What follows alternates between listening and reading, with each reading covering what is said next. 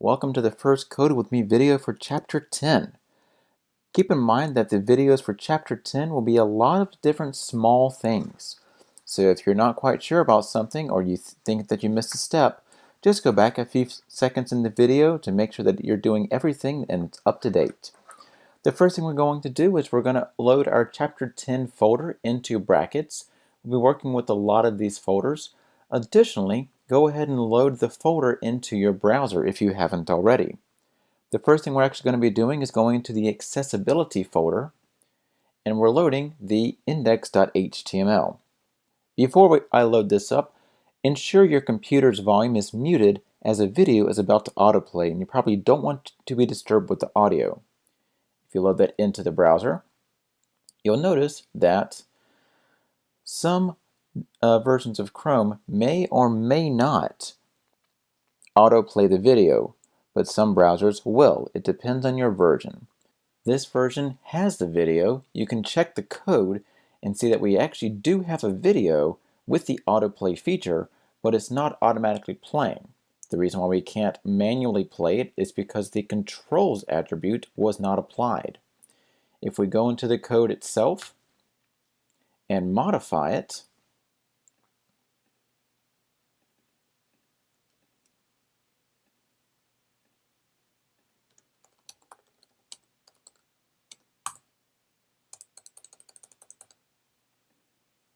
now we have controls. But because this version of Chrome didn't automatically autoplay, that just means that we're okay right now. What we're doing is we're actually taking a look at this page, and it's fine for sighted users, but what about vision impaired users who can't see the picture or watch the video? It needs some descriptive audio or alternative text. So what we're going to do is we're actually going to open up this file in brackets. So accessibility and index. If you take a look on line 26, you see we have the image tag with the src attribute, the width and the height, but what's missing? The alt tag, or the alt attribute, I should say. Now the alt attribute, again, can be anywhere in the image tag. It can be at the very beginning, it can be at the very end, as long as it's in there somewhere. So what we're going to do is we're actually going to add the alt attribute at the very end. Alt, the farmer's market logo, double quotes. Save your changes and preview the page in Chrome. You'll notice that there's no visual difference, but in case the image can't load, let's just change the file name because let's make it appear. You'll notice that now the farmer's market logo appears in the place of the image. If the image can be found, the alternative text is not displayed. The next step, we're going to click on the email address, and notice the cursor does not activate on the form itself. What we're going to do is we're actually going to add a label. So around the email address aspect right here, label, close our label, but we're not done yet because, well, we need to make sure that when we click on the label, it automatically puts the focus in the field that we want. So we can say ID for equals email. Save, refresh, test it out. Doesn't work. Why doesn't it work? Well, it doesn't work because the input itself, even though it has a name, a type, and a type, does not have an ID. So therefore, we can't have the label go to anything because it doesn't know what to go to. So we can actually go in here and we can say input ID equals email. There we go. Save, refresh, click on email address, and it puts the focus inside the field. Good. Now, with the name E, that's okay, but what we want is a more meaningful name. Don't forget the name is what the browser is going to store the information in, which is called a variable, to pass that to the form identifier. If we just use one letter, then we technically only have 26 variables to work with. But if there are 26 different fields on this form, then it's not exactly a good thing to have. So what we can do is we can actually say name email. So that way we satisfy two things. One, a descriptive name to pass the variable in, and also the ID and name equal up. Good. Now as the form only has a single field, that field should be required. So we're going to modify this and add the required attribute. Save, refresh, try to subscribe, and it says please fill out this field. me@email.com. There we go. And look, the video autoplays for some reason. If you have an audio, you may hear this.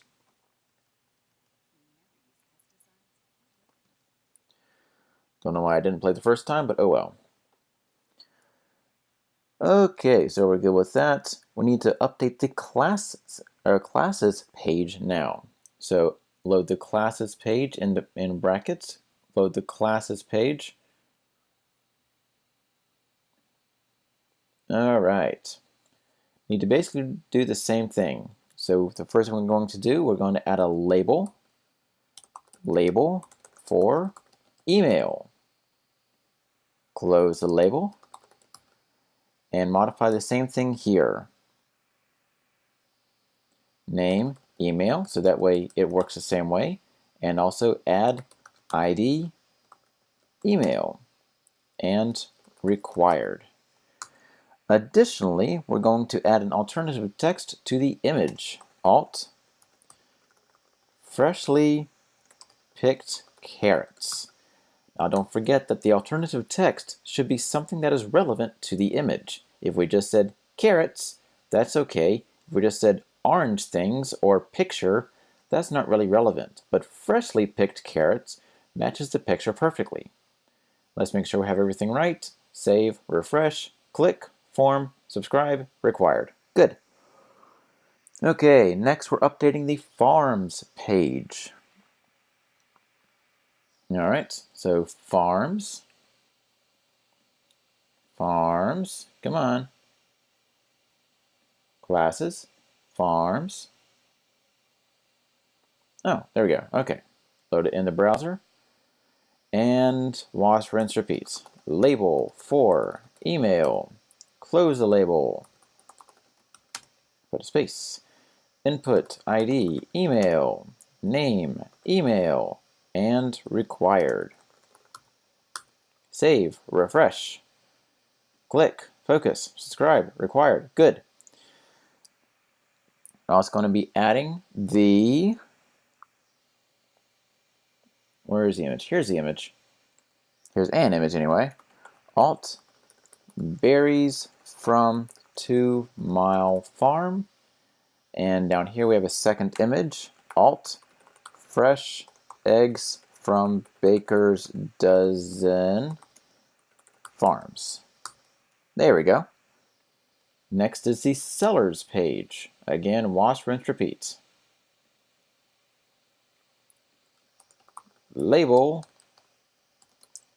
for email.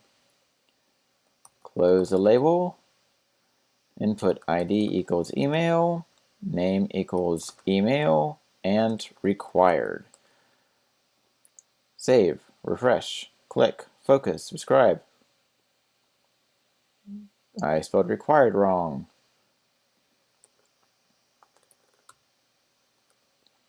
Try that again. Save, refresh.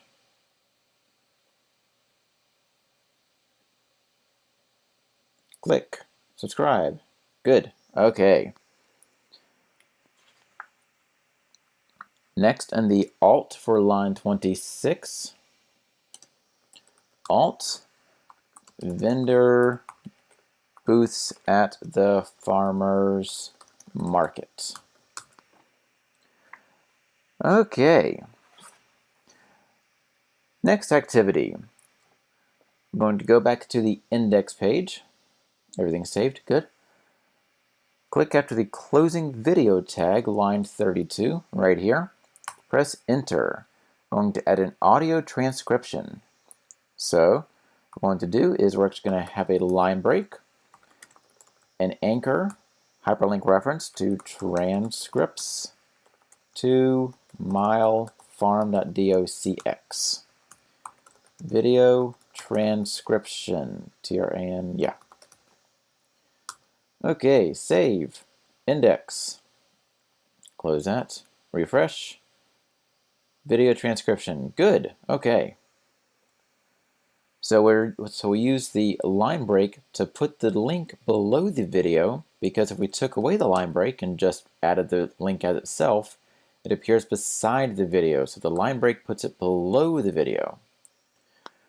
Now let's see, that is it for that. For activity 10.3, we're back in the index. We should identify sections or lines 10 through 16 as a header. So line 10, opening header,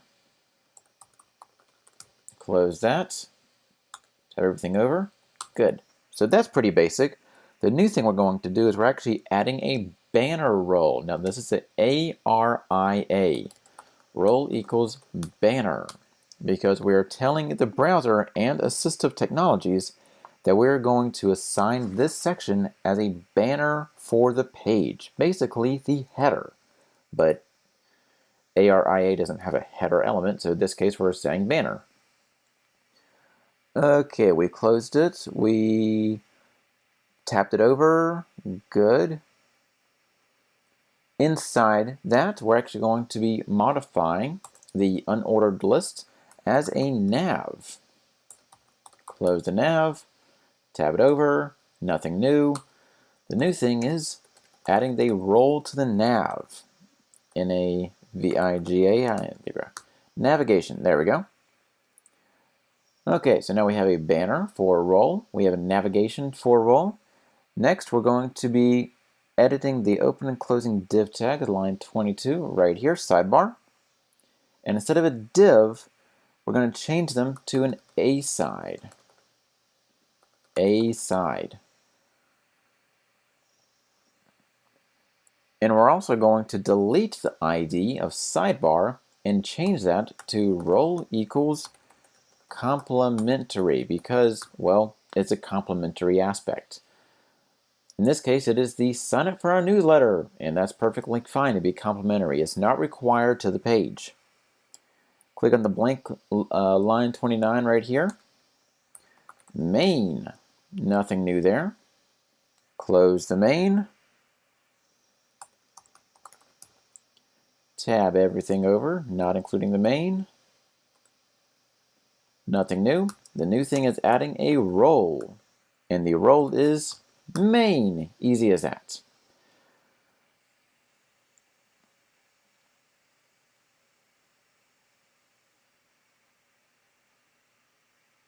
Okay, now what we're going to do is we're actually going to be moving the main section. So what I want you to do in brackets is triple click the opening main tag, 1, 2, 3. You should highlight the whole tag or the whole line. Now press the shift key and press down so that you select all of the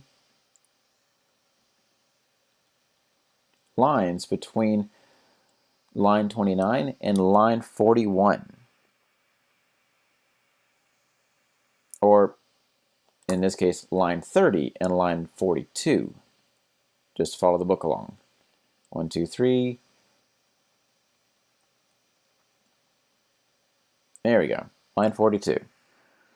Press and hold Control Shift or Command Shift and press up 8 times. That is not what I wanted to do.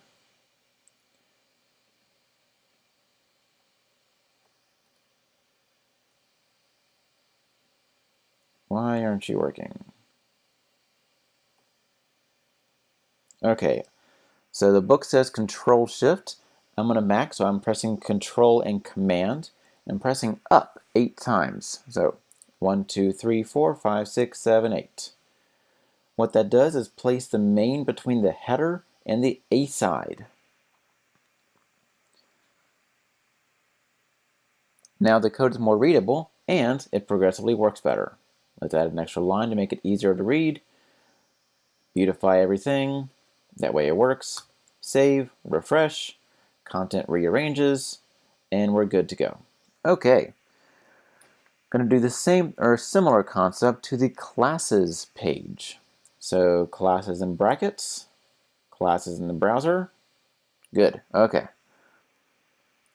So we're going to wrap the H1 of the UL in the same thing. Header, role, banner, header, close the tag, nav, role, navigation,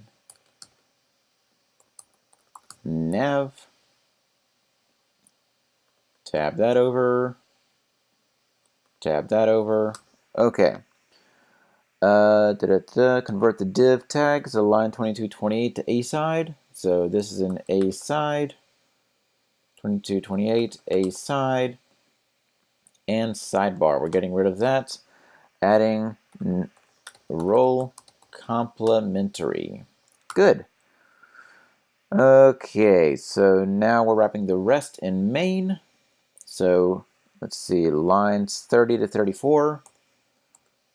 Main, role, main. It may seem a little redundant, but it is very important. Close main.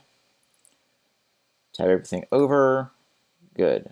Take this and move it between the header and the A side. Oh, wrong keys.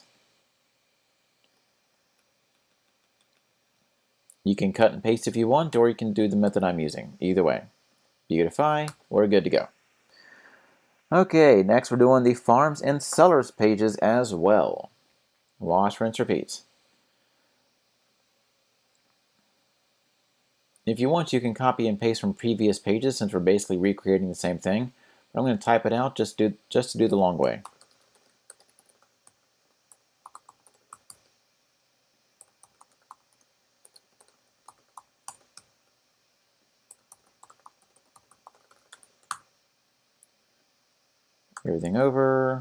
Everything over, good. A side. Whoop, not combo box. Complementary. A side.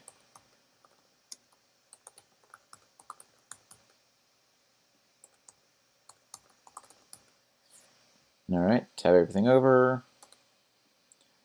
Highlight, move up. What did I not close?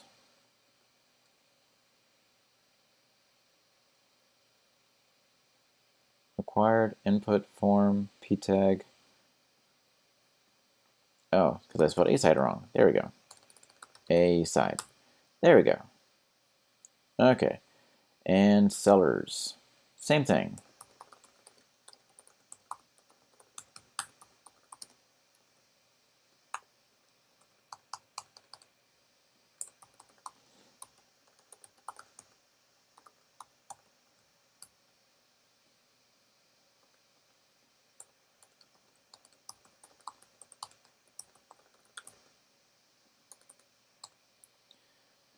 A side.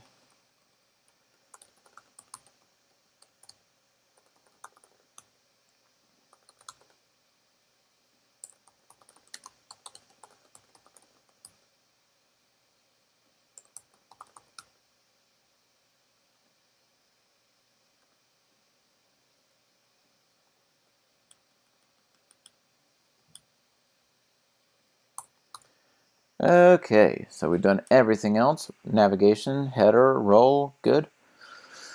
Modify the A side, good. Header, nav, A side, main, indent children. Okay. And the last activity for this video is the perceivable guideline. Yes, okay. Okay. Video, so we have the index page. Save the farms page, index page, with video, and you may have seen me add the controls attribute here, but that didn't save because anything in the developer toolkit right here does not save. So what we're going to do is we're actually going to go into the code, find the video, autoplay, and add controls. There we go. Okay. And we're also going to delete the autoplay attribute. Good, okay. Save, refresh. We have controls. Good. Play, we have video. Good. Okay, so that is it for this first video. In the next video, we'll talk about the operable guidelines and a few more activities dealing with these pages. If you have any questions about this or anything in Chapter 10, please send me an email or hit me up on Twitter. I'll get back to you with the best possible answer.